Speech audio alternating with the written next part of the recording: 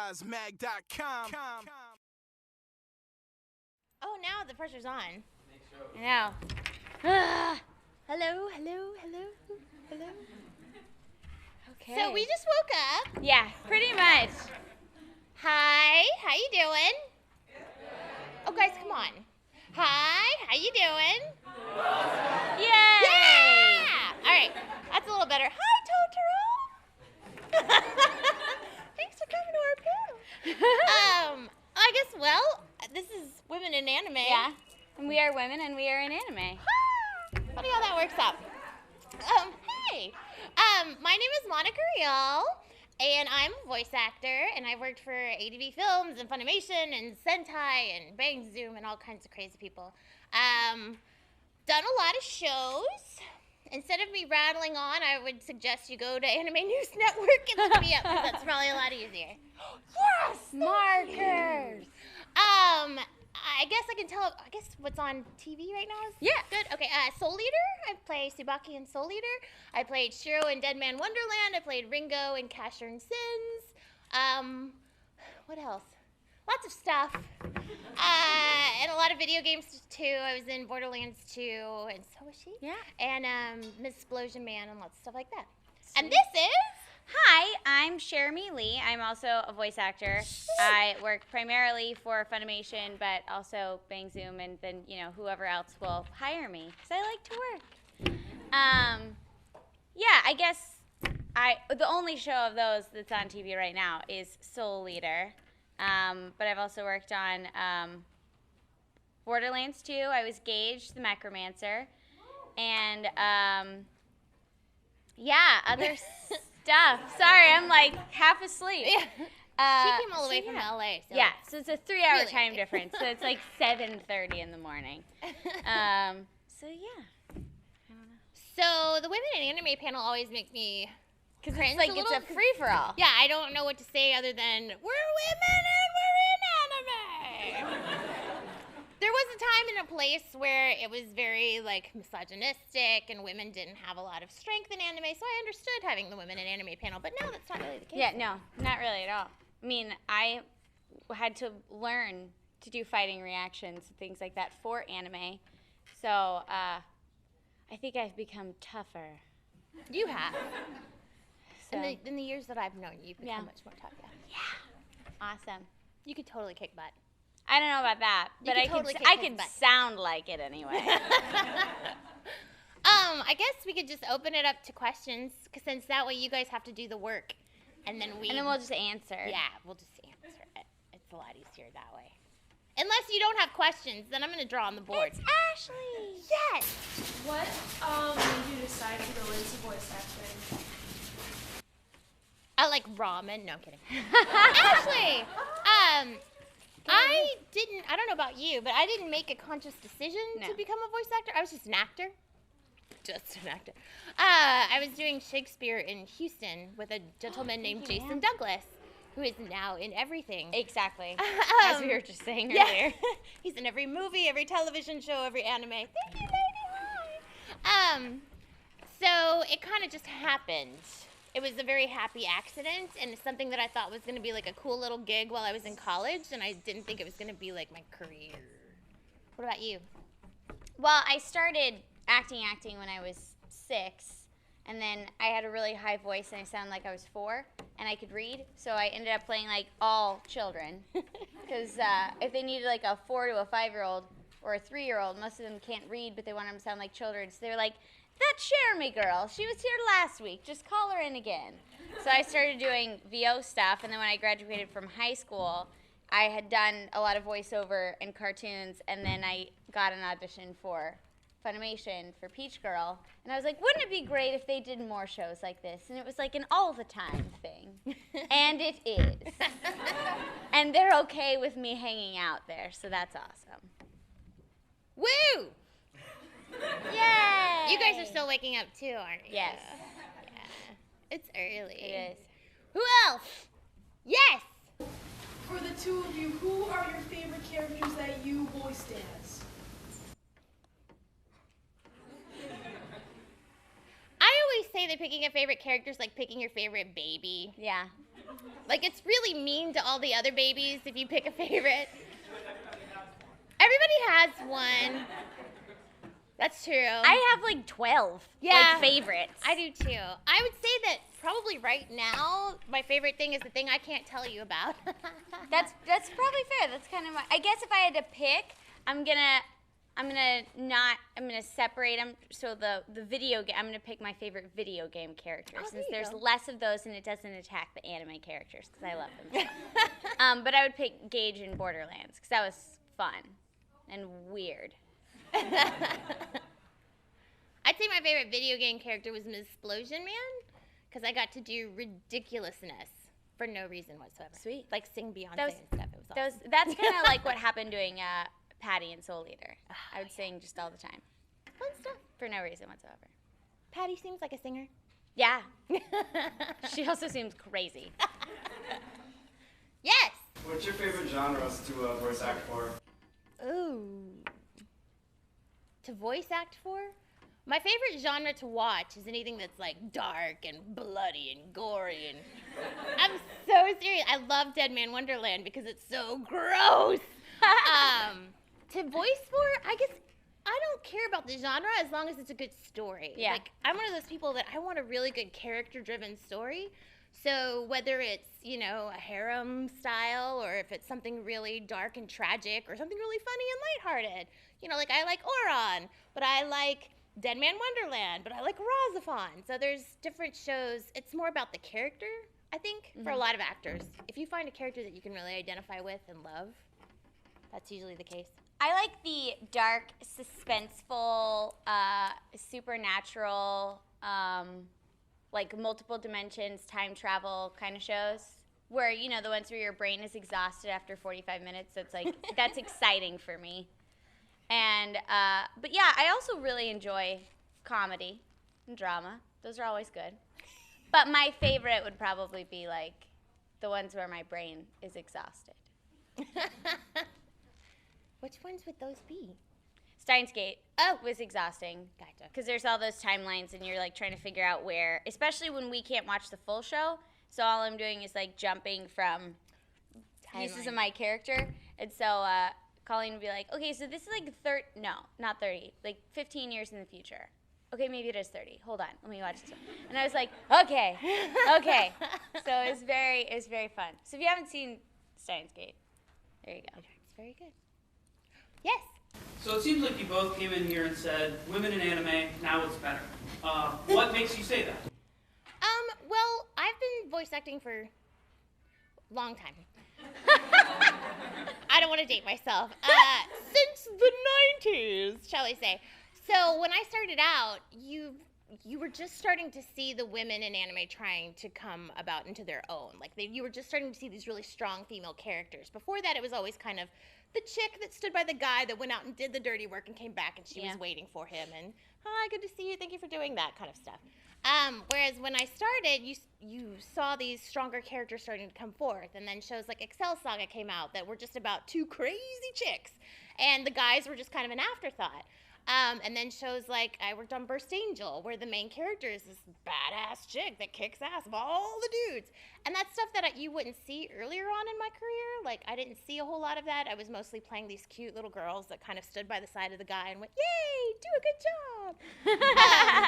So I watched this kind of change as it went from kind of being just the cute little sidekick with the giant boobs to she might still be the cute little sidekick with the giant boobs, but now she's kicking butt. Yeah. You know what I mean? And so you saw a little more of the women kind of coming into their own. And now you still have the cute sidekick with the big boobs that just goes, yay, do a good job. But then you'll also have a girl in the main cast that is kicking ass and taking names and, you know, stronger female characters, where in the beginning it was all a bunch of like, I'm very timid and shy and I blush and And now you have like major, like serious girls taking very serious stances. Dance in the Vampire Bund is the one I talk about a lot. Awesome. I love that show. Yeah, and Mina's like, she might be little and she might be cute, but she will eat you alive. Like, she is very serious and very Methodical? Yeah, I can't talk this No, morning. it's early. Brain. And we're in a college. It's so intimidating. I know. I feel like we were supposed to like be prepared to be like, know. all right, here's your test. Like I should have lecture sheets. Yeah, I don't have that. 3, let's talk about the history of anime. Does that answer your question, kind of? Well, as a second part of that, are you now getting more lines, more money, more? I don't know about the money. But yeah, oh, definitely. Like, you'll see the women are more prominent in anime than they used to be. Like, you'll see casts where it's half man, half woman. You know what I mean? Like, it's, except for, like, Italia, where, you know, there's, Well, like, in 4 of us. some shows it's like predominantly women. Yeah. And the men, the men have like 3 lines. Right. And then you still have your harem shows where you've got, like, 28 girls. They're all in love with one helpless dude. It's a little weird, but at least they have their And own. he's always an idiot. Right. He's always, like, the last dude. That, Maybe we need to start having men in anime. right. See, now. Well, but they have some really good roles too. Yeah. When the shows for men are out there, they have great roles. And then like there's less, but there's getting to be more for females. So now we just like fight for the really fun ones. I like the ones where they're like very intellectual and they have a lot of integrity and they're very passionate about what they do. And like she said, they have a really strong stance and they don't waver from that. Those are the roles that I really appreciate. Even if they're saying something that's completely wrong, if they're like all about it, they're like, I feel like I have to kill these 400 people. They can rationalize a good reason. I'm like, okay, You go, girl. do You it. kill him. Well, like, I'm working on a show right now that I can't tell you about, but maybe in, like, a month or so, you'll find out what it is. And it is about very strong women, and the men are kind of, like, secondary and tertiary characters, and the bad guys. So it's kind That's of awesome. cool to have that feel, and the heroine is not somebody that you would ever stand behind and go, woo, go, but at the end you find yourself rooting for her just because of the circumstances of the situation. Cool. So I think that we've come a I long love way. those shows. Yeah, I think we've come a long way in that, you know, you have more empowerment. You have these really strong characters that kind of hold the show all on their own. And then you have shows where, like I said, like you have half men, half women. Everybody's strong and nobody's put in the corner and looked down upon. And so it's kind of fun. Kind of fun. Yes. You said that there's a show here you can't talk about. Is there a show that you've recently finished that you can talk about? Something that you've worked on that you are allowed to? That's what sucks is I never know what's been. I mean, I try to keep up to date on what's been announced. Yeah. But because of like licensing issues and stuff. Tenchi Muyo was announced, Yeah. which I'm Wahanli and Tenchi Muyo were on Geminar. And I played Doll. And the other one that we did forever ago that just got announced is Railgun, which is the sequel to Index. And I play Uiharu, flower headband girl. And I play Index. She plays Index. For like one line in that show. Woo!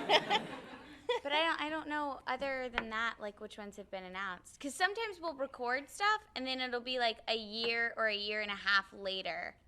Or sometimes it's like 2 months. It just depends. Like there's shows that I know there's a lot of shows we've got in the can that we've already done that we can't really Yeah. talk about yet. Like a good example is Rosario plus Vampire. If you guys have seen that show, like we finished that forever ago, but because of some issues with like the Japanese songs and stuff like that, and they wanted to change this and they wanted to change that, it kind of went back and forth for a long time. So I know a lot of you that were like, why does it keep getting pushed back? Sometimes it's because we're working out stuff to make sure the Japanese are happy. Yeah. So we can't talk about it till we know for Like sure. Strike Witches, we did the second season not that long after the first season, but it wasn't released until like maybe a year ago.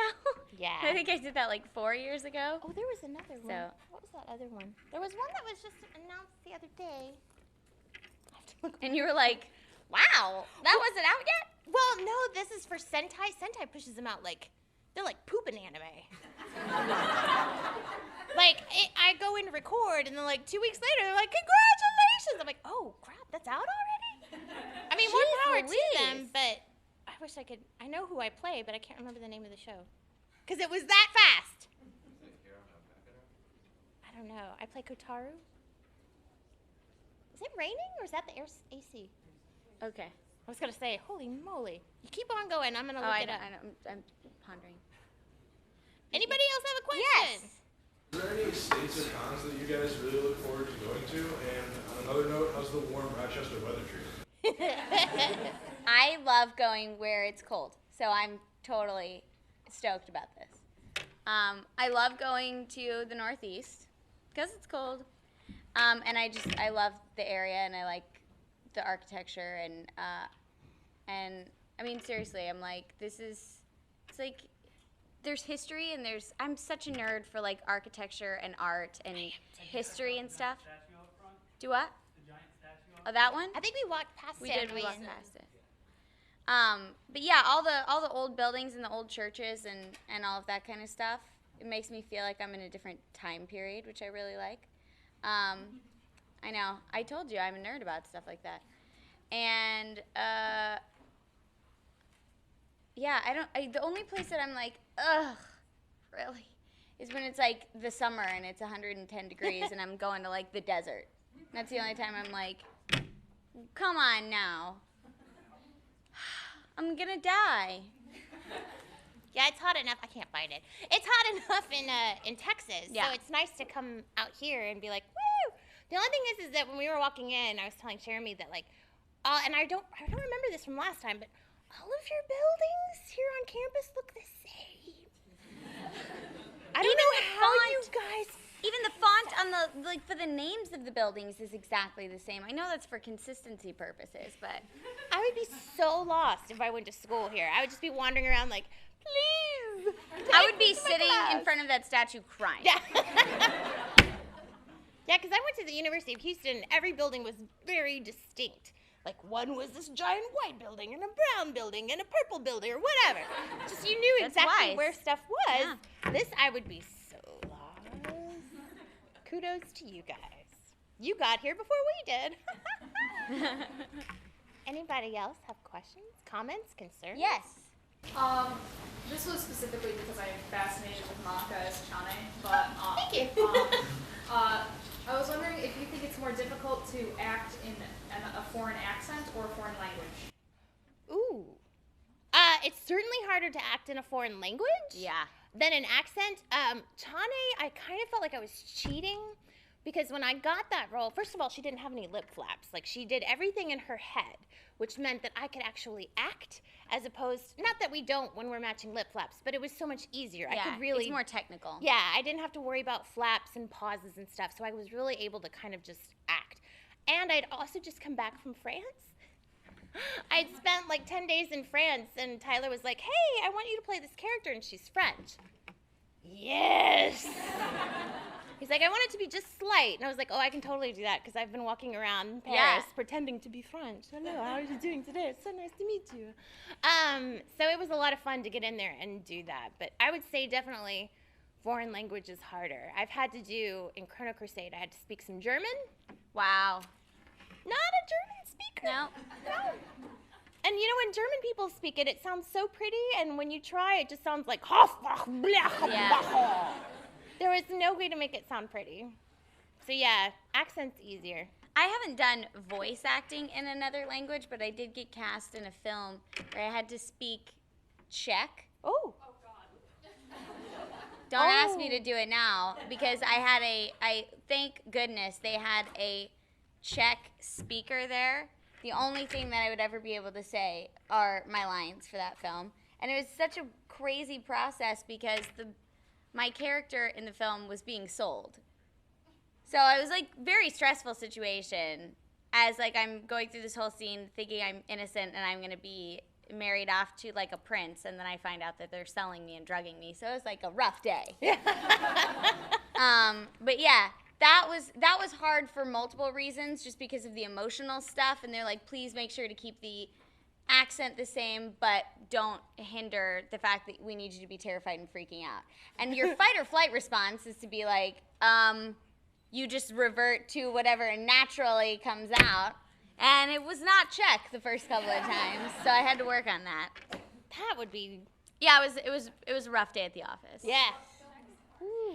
It's called Czech Beautiful, and it was an independent film. And yeah, there were a couple scenes where I'm like being ripped around and all this stuff, ripped out of cars and stuff. And I think the take that got used is I got back from shooting and there were bruises all over my body because A, I bruise easily, and B, like, it's just a haphazard sort of thing. I slammed my head into the car door on the way out because they were like, so we're going to do a couple things different. We just want to keep it fresh. Never do that as an actor, first of all, especially not when you're ripping people around. But they said just totally like relax into it because you're supposed to be drugged. Well, I had somebody that they'd never done it before came from this side and shoved while another person ripped under, and my head went right into the car door. And I was like, and they were like, that looked so good. I'm like, and it was real. Ow. Yeah, it was fun. How many times did you have to, because I don't know if you guys know this, but on film shoots, you have to do it like sometimes 20, 30 times. It was maybe like a 2 to 4 minute scene, and we started shooting at 6 and we were done at 8 that night. So you were fighting all day? Well, I was in the car for most of the day doing the like sweet scene prior to, and then the whole needle came out with the drugging situation, and that was probably from like lunch on. How exhausting. Yeah. And then I was supposed to go back, and I was shooting that in Houston, and I was supposed to be in Dallas for another audition the next morning, and it was a callback, and I was like, oh, cool. So my mom, thank goodness, she's awesome, and she drove so that I could sleep on the way back. But I show up to the audition, and I had worn a skirt the first time to the audition, and so I have to wear what I wore the first time with a tank top. I looked like somebody beat me. And I go to this callback, and they're like, what happened to you? I was like, should I? Yeah, it's okay. I could tell them the truth. Be like, well, yesterday I was a girl from the Czech Republic who was sold. And today I am here with you. So I was putting concealer on all over the place. It didn't do anything. You could see everything. So yeah, that was. Did you get a lot of looks everywhere you went in the real world? My now fiance, boyfriend then, he got a lot of looks too. They were like, I was like, I said, can I play this up? He was like, do not. Because he's really 6'5", tall. and I'm 5 foot even. So like, I did it one time when we were at dinner with a couple of friends, and he was like, hey, Cherami, and he put his hand up like this. I was like, please don't. And then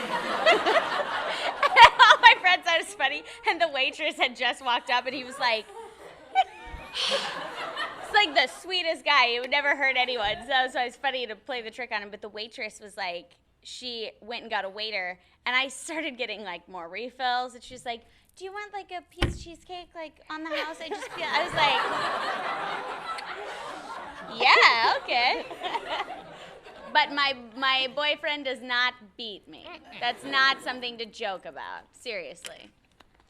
It's only funny because he doesn't do it. Speaking roles, like when you're doing foreign languages and stuff, how do you usually prepare for them?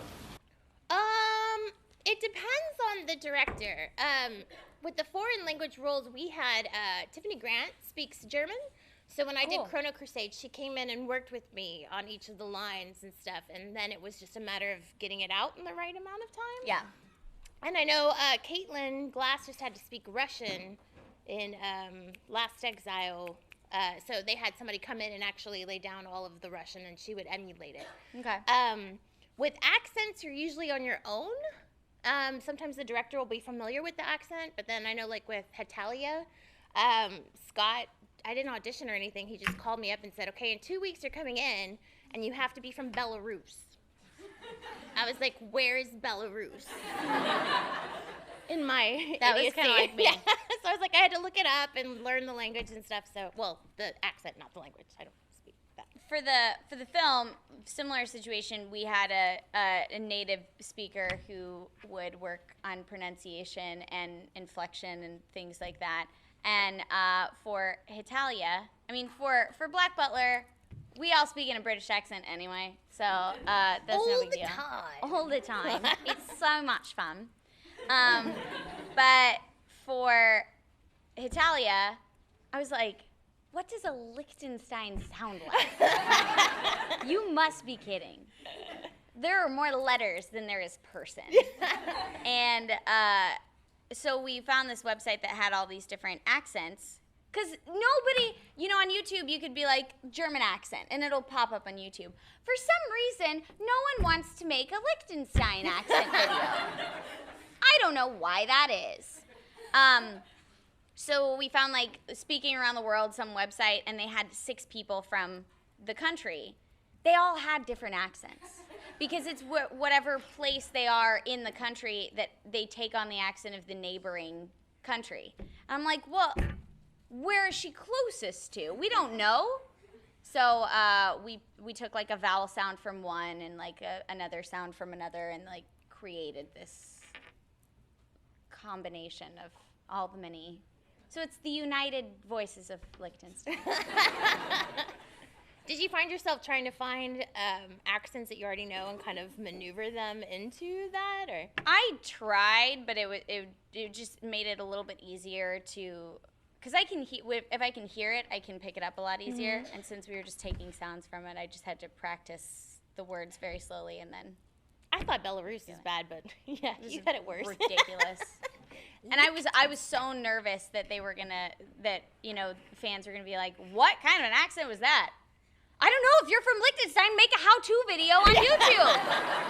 Jeez, help me out here. The site that we use, though, for a lot of the Hatelia stuff, if any of you are, like, aspiring actors and want to learn accents. Oh, it's awesome. I can't remember the actual URL of it, but it's a fantastic site, and what they do is they take people from each country and then from different areas of the country and have them speak just in their native language. They say the actual, like, one little paragraph of something. Mm-hmm. They say it in their native language, and then they say it in English so you can hear the differences and stuff. It's really cool. Yeah. I can't remember what it's called, though. I don't know, but it honestly was like you could, I think there was a map, and you just clicked on the map to find the countries. Is that what it was? It's fantastic. It was great. Yes.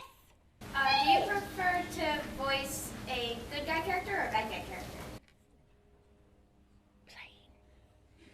I'm easily distracted. I think it just depends on the character.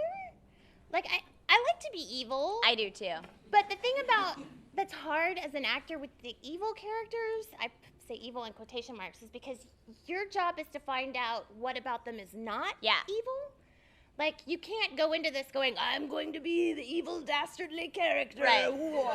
You Because have no to, character thinks they're evil. Right. They all think they're working for the betterment of something. Yeah, so it's harder as an actor, and it's more challenging, and I think that's why a lot of us like it. But at the same time, it's fun to be the hero. Yeah. Save everybody. I like when the hero gets to have like their big speech where it's something very profound, and when I'm saying it, I'm like, wow, you're so wise, I never thought of it that way. But it's coming from me, so it's like, I'm wise. Yeah. But I'm really learning it just like the audience. But playing the evil characters, I like doing the same thing of rationalizing like where they're coming from and why that they feel that they're better. And that's why I loved working on Shiki, is the whole show was a gray area. So you like pick your side and then watch your side get argued. It was like a huge debate, which was awesome. Again, I'm like sounding like such a like intellectual nerd.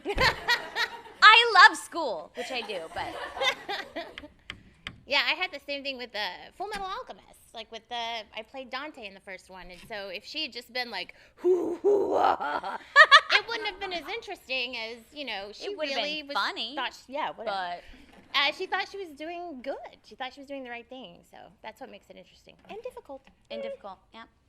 Who else has right there? So are the characters developed, or do you do a lot of development?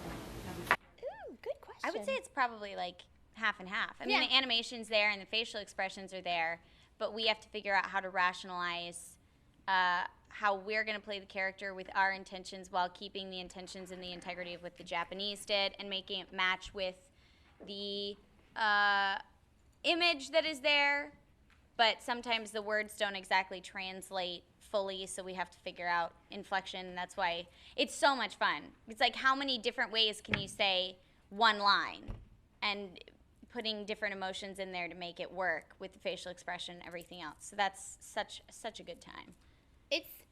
I think that we could very easily go in there and just kind of mimic the Japanese and be like, "Bee-da-bee-da-ba," but then it wouldn't have the life. True. You know, and it wouldn't be challenging for us. It wouldn't be as much gratifying fun. at No. all. So I think that for us, it's part of making sure that we get across the original intent of the creators and the Japanese and everything, but at the same time, giving you something new so that when you buy that DVD, you can watch both languages and enjoy both languages as opposed to back in the day when you had to make a decision on one or the other. Like, we want you to watch both. Get your money's worth. You bought both, watch both.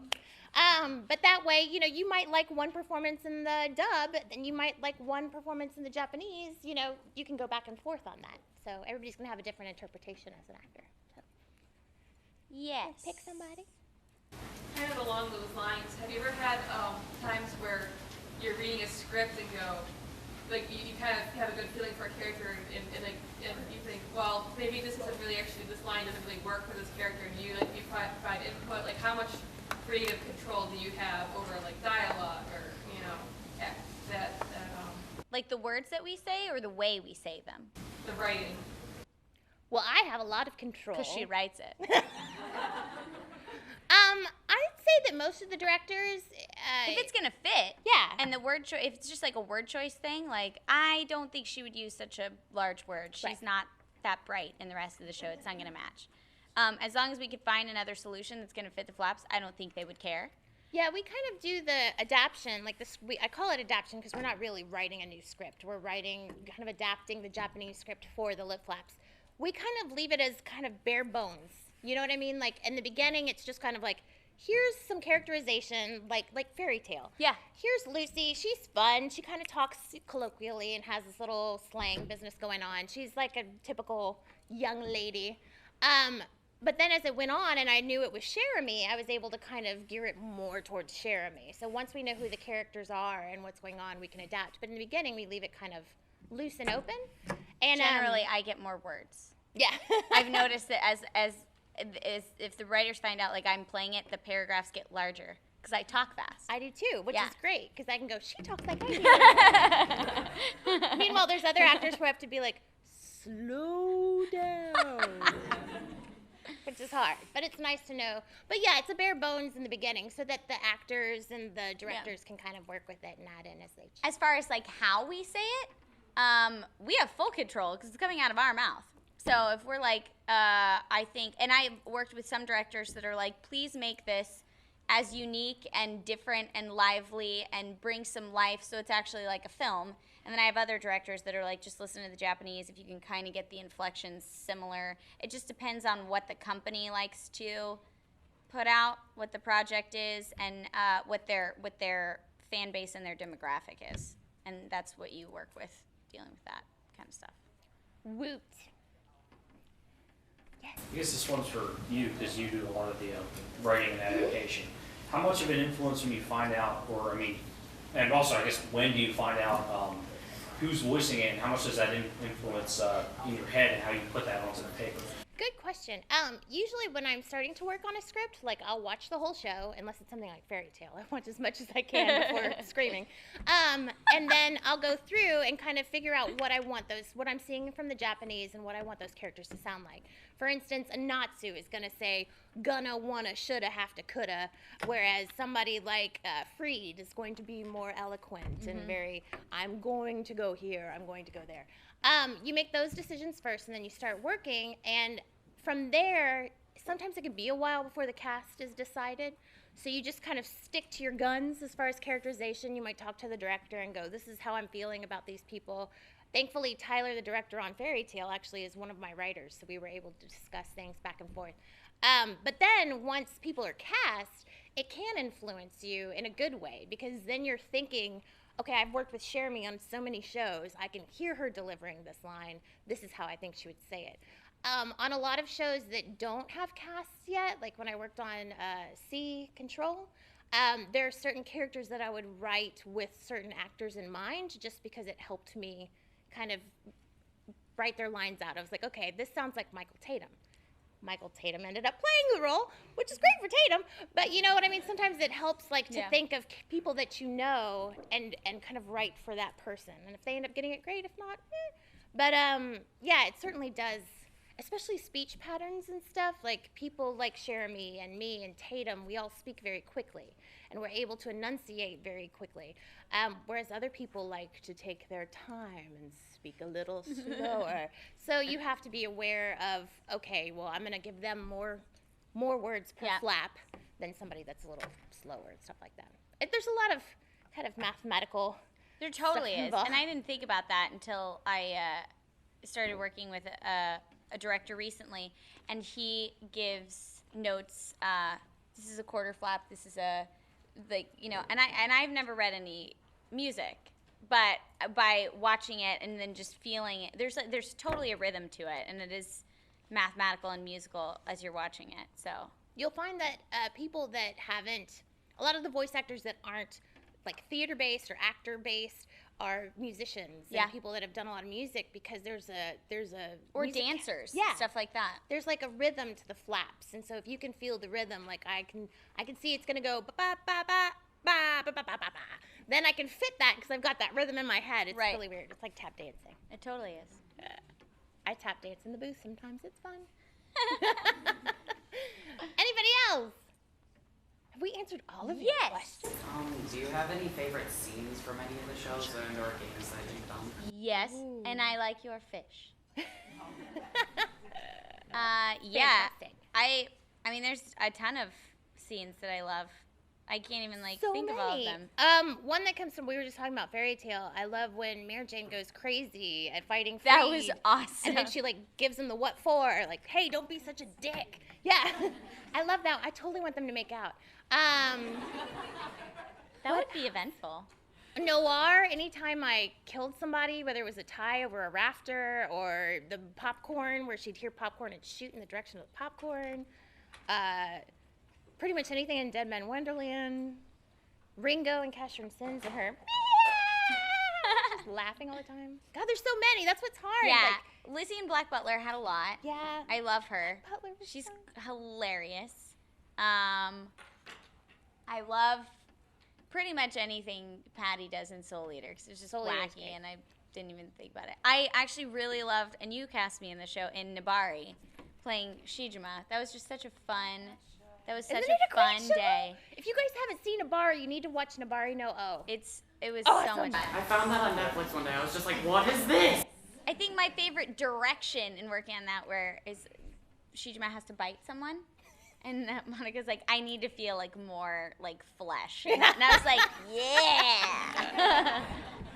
But yeah, I don't know. There's a favorite moment, I think, of every session that we go to. At least one. Any show you could name, and we'd probably be like, oh, I did that thing with this. Yeah, So much fun. So many. Yes. This is going back to the accents. How did you find the website? Scott found it. and Yes. We'll have to figure out Yeah. if I can find it, and I'll put it on Twitter or some things for you guys. But yeah, I'm sure if you Googled like accents, actors, just string words together on Google until you find it. I think that's how he came across it. Yeah, I don't know, but it was an awesome website. It's pretty fantastic. You'll know when you find it. It's a bunch of weird people talking about some paragraph about a snake. Yep. And a tree. And I was like, what a random word. And then when you think about it, they picked the paragraph because it has almost like a huge diversity of sounds. Yeah, vowel I mean, it sounds and stuff. probably doesn't make much sense, but it's nonsensical. But it's fun. It is fun. Yes. What are some of your favorite animes you have voiced in? My favorite anime of all time is A Perfect Blue. It's a movie. It's really creepy. Tells you a lot about me. And then Totoro. I wanted to be in Totoro. Other than that, I haven't gotten to see a lot of the new stuff. I know. We're so busy working in Although anime. somebody did tell me to watch, it's a newer show called Sword Art Online. And I love that show. I had a lot of time on my hands for 1 week, and they were like, just watch a couple episodes. I was like, okay, I'll watch like 2. Yeah, 8 episodes later. I was just like looping them.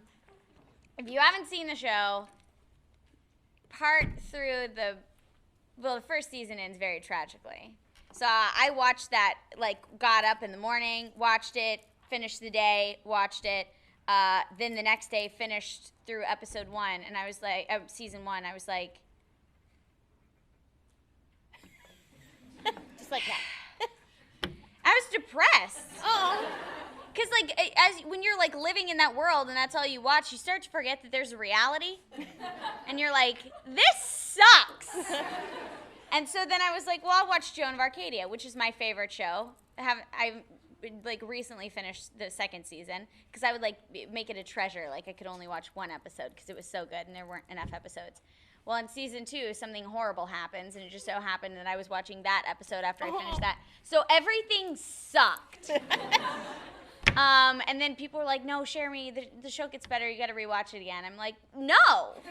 I'm in a severe depression because the 2 shows that I love have let me down. They've hooked me in, and then they've just traumatized me. So I'm slowly but surely watching, like, 1 episode every couple of weeks so I don't get sucked into that world.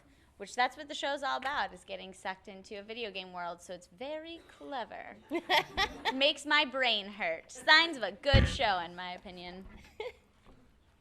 Yes. You've talked a lot about your favorite shows. What is the worst experience you've had as a voice actor? I used to go around, there's one show that I didn't particularly care for. I mean, out of like 250, that's not bad. No, that's not bad at all. But I used to say the name of the show, and then I got in big trouble, so I don't do you that. really? I did. Not at Funimation, it was at ADV. Okay. And I got in big trouble for that, so I don't do that anymore. I liked my character, I just hated the show. I mean, come on, you guys, we all know that there are good shows, and then there are not so good shows. Can we agree on that? There are less good shows, yeah. Everybody has their favorites, and your favorite might be your least favorite, and your favorite you might hate. It's all a preference thing. Yeah. So I try to avoid talking about shows and stuff because somebody's going to love that show. Right. As far as experiences, there was one time I was going to a lot of conventions back in the day, and I was finishing up Noir. And at the end of Noir, Kirika takes a lick of an ice cream cone, right? Just a little, like you can't even hear it from where you are. And Matt Greenfield just decided to be a dick that day.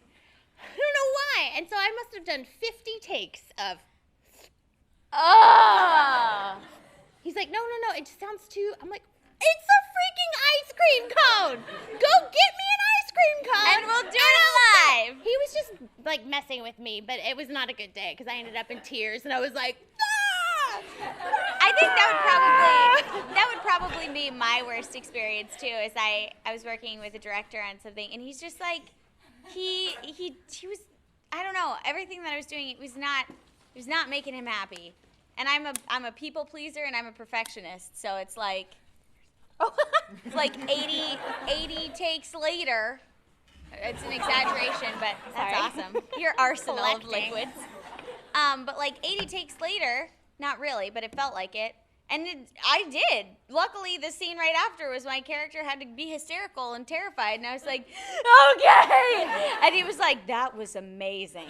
He was like, it felt so real and so raw. Like, how did you get... And then the next scene was that she had to, like, fight and, like, strangle someone. And he was reading opposite me, so it was great. I find that aggravating stuff comes more from like commercials, voiceover and stuff than it does from the anime. Anime is always fun. Anime is fun, and we don't really have necessarily a client that we have to like please. It's like commercial stuff or like voiceover commercials can be frustrating because the director might say this is a great performance, this is really selling the product or telling the story that we need to tell or whatever, and the client just has he's all marketing experience, no acting experience. He's like, I don't know. I mean, I feel like should we like, because when I hear it, I think of like a meadow. Could we like do more of like a meadow? Oh, advertising executives. I had some guy who was like, okay, so it's like cotton candy. But it's pink cotton candy. It's not blue cotton candy. Oh, okay. So it's like, all right, fluffy and girly. All right. So I did it. He was like, yeah, that's so. Could you put? Could we match like some like edible shimmer? Could you like put that in there? Yeah. And then he's like, okay, now the next thing. Think of okay. It's about to rain, but it's like a 40% chance, not like a 30. And then I did it, and he goes, I'm feeling like a 33% chance. Like, I want like a 40% chance. I'm like, I'm gonna strangle this man. Sure, dude. He was like, nope, 50% chance. I'm like, I'm gonna kill him. And that's what sucks is you have to sit there and be I like, have to be like, oh yeah, no, absolutely. You know, you're right. That was 50%. What was I thinking? here's 32%. Yes. Like, what other things other than anime dubbing have you done? Oh, we do a little bit of everything. Yeah. Well, like a lot of people, like we were saying, we didn't go into the business being like, I'm going to be a voice actor. We went into it being an actor. And when I started when I was a kid in Texas, there's not always a ton of work in Texas. Now I'm in LA and Texas, and even in LA, it's just more people. Exact same situation. So you can't really say like, I'm only going to be doing voiceover. I mean, in LA you can if you know enough people and you're working every day and you just can't do anything else. But I like to do different things and keep it fresh and be working different muscles. So I will do like whatever work I can. I've worked in an agency, I've worked in a casting office, I've worked as a producer on projects, I've worked as a writer, just because I want to do things that I haven't done in the business that I love working in. And I have found that it has actually helped my work as an actor, on camera, voiceover, because you're aware of all the different aspects. When I started doing more voice acting, I became more comfortable taking risks as an on-camera actor because I'm making stupid reactions in a giant window with people just staring there watching me saying like, do it again. There's really, and laughing because it's funny, but it's awkward. So like on camera, I'm like, I don't have anything to lose anymore. I don't care. No Laugh fear. at me if you want to. It's fine. It's no big deal. But yeah, we do like industrial stuff, all the training videos. I've done training videos for like JCPenney. Actually, the first time I met Laura Bailey was doing a training video for Pier 1. And she was supposed to be my manager. And I was the new employee who was like easily had like breakdowns. And I remember the scene was like Laura had to come over and say like, that's actually not how we arrange the pillows. And my character is supposed to be like, oh my God. So I met Laura Bailey and we were hanging out, and I had just started working at Funimation like a week before doing Peach Girl. And I was like, yeah, I just started doing some voiceover for this animation company. It's really great. She's like, you should come. I'm gonna give them your name at the animation company I work for. No names were ever said, by the way. And she's like, I think they'd really like you. And I was like, oh, okay. Well, I go into Funimation 3 weeks later to work on Peach Girl. And Zach was like, so you met Laura? I was like, how did you know? He was like, she gave us your name and said we should hire you. And I told her we already have. And she was like, oh, man. Like, stormed out. So we do stuff like that, and we do commercials because animation doesn't always pay the bills, and industrials don't pay the bills, and being a film actor for like 2 lines doesn't pay the bills. But it's fun. We And dabble. We do. I don't want to live in a box. Yeah. I like having a house, room It's area. funny with the JCPenney stuff, because like JCPenney's headquarters is in Dallas. Yeah. So if anybody works for JCPenney or knows anybody that works You for will see a whole bunch of voice every actors. voice actor on True.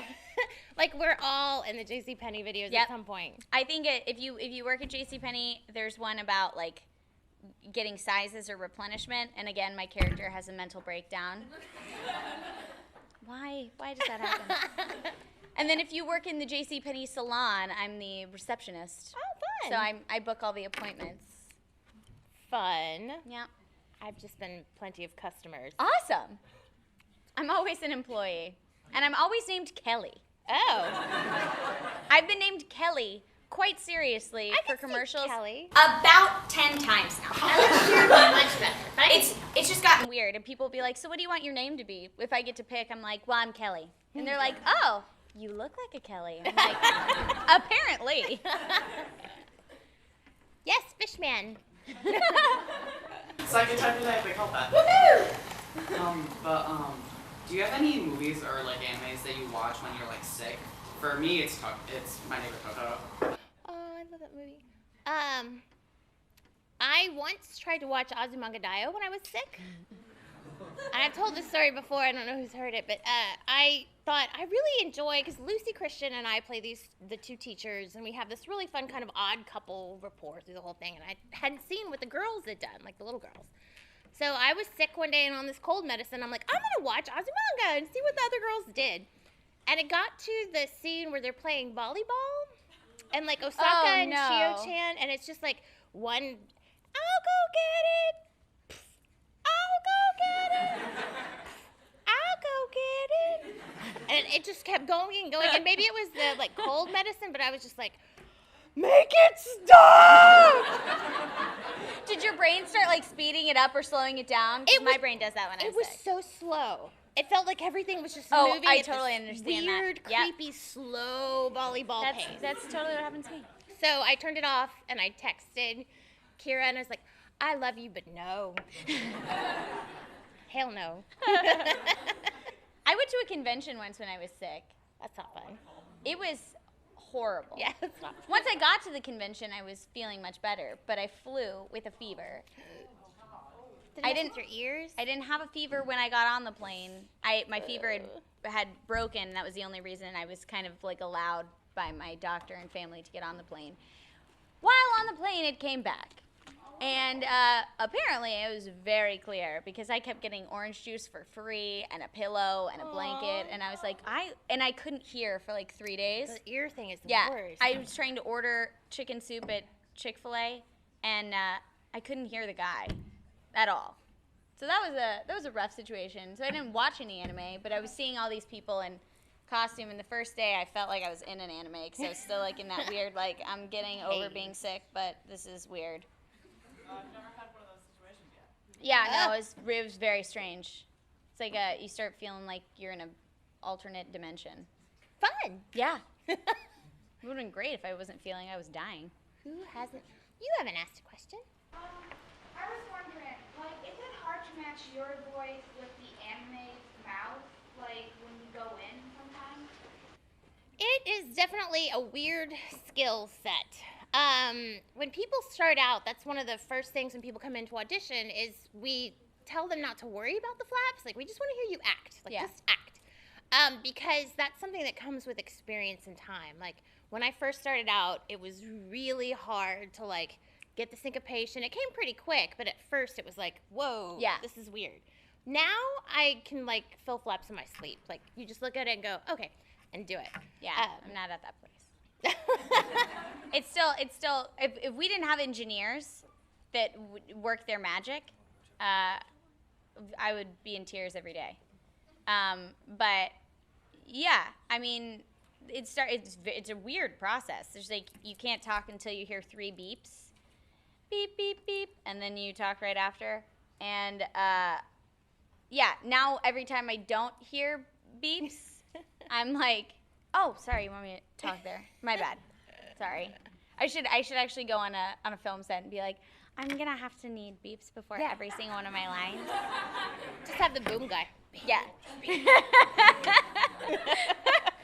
So no, it's a very strange process, and there are days that there's like just a tricky set of flaps and the line's not working.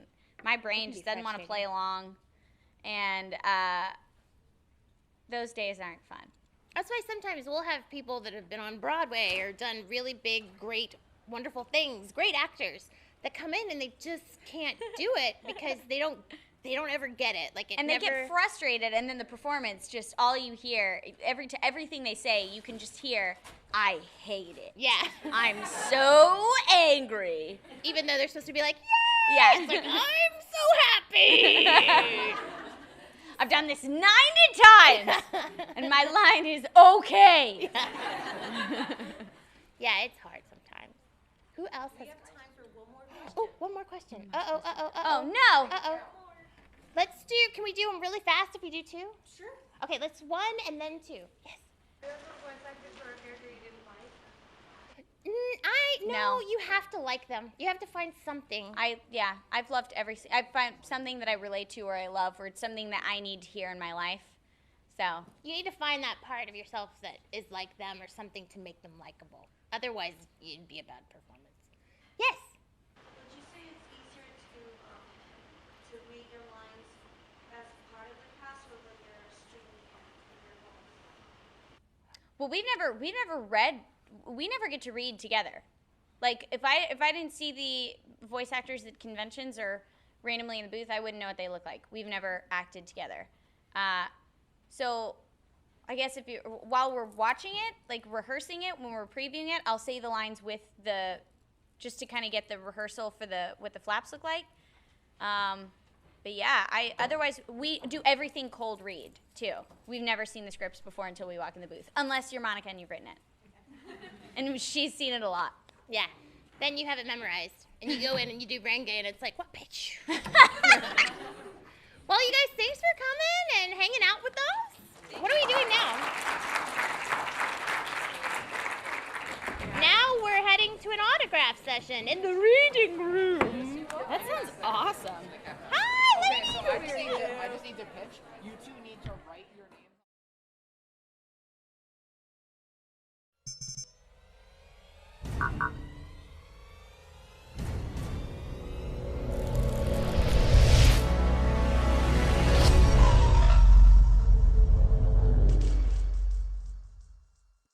WeRiseMag.com